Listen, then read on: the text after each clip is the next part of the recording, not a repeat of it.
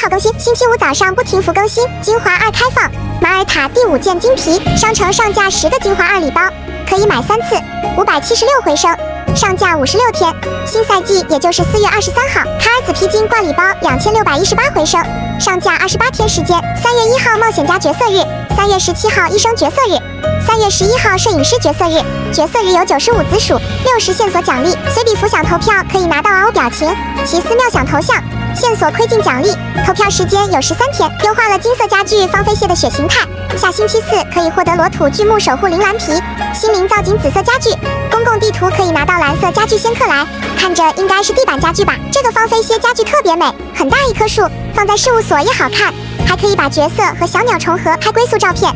就是11688线索有点贵，错过就要等明年春节返场了。还有石榴树呀，蓝色树、玻璃罐子、白玉兰树都很美，拍照也好看。